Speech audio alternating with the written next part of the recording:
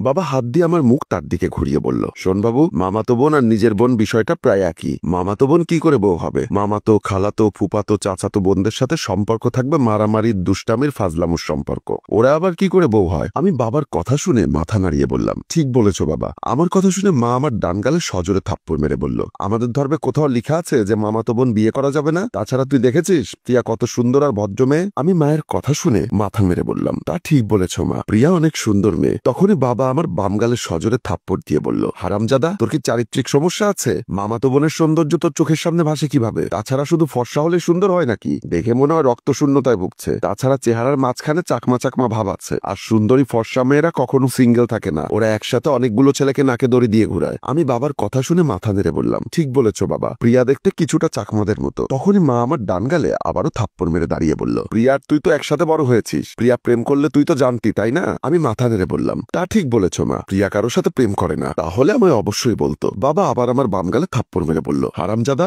সারা জীবন যাকে মামা বলে ডেকেছিস তাকে আব্বা বলতে লজ্জা করবে না? আমি মাথা নেড়ে বললাম, হ্যাঁ বাবা, লজ্জা করবে। মা আবার আমার ডান গালে থাপ্পড় মেরে বলল, লজ্জার কিছু নেই, বিয়ের পর অভ্যাস হয়ে যাবে। এভাবে বাবা মার তর্ক চলতে লাগলো, আর আমার দুই গালে একের পর এক থাপ্পড় সহ্য করতে হলো। গালে হাত দিয়ে সেখান থেকে চলে আসলাম। ওনারা দুজন দুজনের চেহারার দিকে রাগি চোখে তাকিয়ে আছে। আমি ছাদের কোণে চুপ করে দাঁড়িয়ে আছি। প্রিয়া এসে আমায় দেখে অবাক হয়ে বলল, কি রে, তোর দুই গাল এমন লাল হয়ে আছে কেন? আমি কিছুটা রেগে গিয়ে বললাম, আমার বাম গালে বাবার ভালোবাসা আর ডান গালে মায়ের ভালোবাসা লেগে আছে। এখন বাকি আছে শুধু এই কপাল। এখন তুইও এই কপাল বাবা মায়ের মতো করে ভালোবেসে লাল করে দে। আমার কথা শুনে প্রিয়া আমার খুব কাছে আসলো, আর এতটাই কাছে এসেছিল যে ওর নাকের গরম নিঃশ্বাস আমার গায়ে পড়ছিল। আমি কিছুটা ভয় পেয়ে বললাম, এসব কি করছিস? তুই আমার এত কাছে আসছিস কেন? আমার কথা শুনে প্রিয়া মুচকি হেসে বলল, কাছে না গেলে চুমু দিতে পারবো? তারপর প্রিয়া আমার কপালে আলতো করে চুমু খেয়ে বলল, চিন্তা করিস না, আমাদের বিয়ের পর সব ঠিক হয়ে যাবে। বলে প্রিয়া চলে যায়। আমি দাঁড়িয়ে আছি হাবলার মতো করে। বাবা মা রুমে একজন আর একজনের সাথে ঝগড়া করছে। বাবা বলল, আমার ছেলে আমার পছন্দে বিয়ে করবে, কেউ এখানে নাক গলাতে আসবে না। মা মুখ ভেঙচি দিয়ে বলল,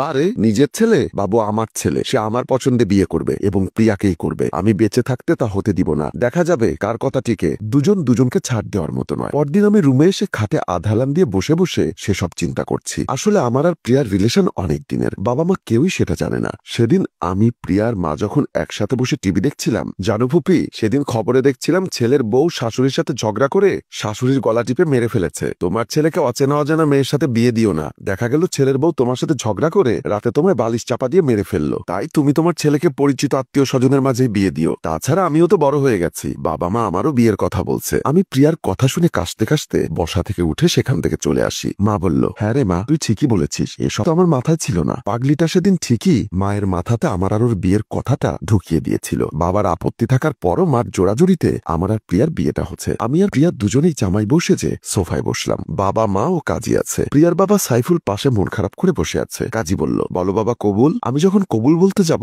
তখন বাবা আমার বাম কানের কাছে এসে বলল, ছি ছি ছি, তুই তোর বাবার সম্মানের কথা ভাবলি না? যাকে এতকাল শালা বলে রেখেছি তাকে কি করে এখন? বাবা, এখনো সময় আছে, তুই বিয়েটা করিস না। মা তখন আমার ডান কানের কাছে এসে বলল, তোর বাবার যদি এত সম্মানে লাগে তাহলে তোর বাবাকে আমি ডিভোর্স দিব, তবু তোকে এই বিয়ে করতে হবে। ডিভোর্সের কথা শুনে বাবার মুখটা চুপসে যাওয়া বেলুনের মতো হয়ে গেল, আর আমি তখন হাসতে হাসতে কবুল বলে ফেললাম। কবুল। মোনাজাতের মাধ্যমে বিয়ের কাজ সম্পূর্ণ হলো। প্রিয়ার বাবা বলল, আপা, আমার মেয়েকে তোর কাছে আমানত রাখলাম আজ থেকে। মারে, সুখে থাক। প্রিয়াও বাবার কাছে গিয়ে জড়িয়ে ধরে কাঁদতে থাকে। বাবা সোফায় বসে বসে চা খাচ্ছে আর পত্রিকা পড়ছে। আমি তড়িঘড়ি করে বাবার পাশে বসে বললাম, বাবা, আমার দাদা শ্বশুরের শরীরটা খুব খারাপ, চলো ওনাকে দেখতে যেতে হবে। বাবা আমার দিকে অবাক হয়ে তাকিয়ে বলল, দাদা শ্বশুর মানে? আমি মুচকি হেসে বললাম, তোমার শ্বশুর মানে আমার নানা যান। বাবা রাগে আমার দিকে পত্রিকাটা ছুঁড়ে মেরে বলল, হারামজাদা, আমার শ্বশুরকে তুই দাদা শ্বশুর বলছিস কেন? আমি আবারও মুচকি হেসে বললাম, তোমার শ্বশুর হলো প্রিয়ার দাদা আর প্রিয়া আমার স্ত্রী, সেই হিসাবে তোমার শ্বশুর তো আমার দাদা শ্বশুর। সবাই রেডি হয়ে বের হচ্ছে, বাবা মা আমি ও প্রিয়া। বাবা সবাইকে দেখে বলল, ছি ছি,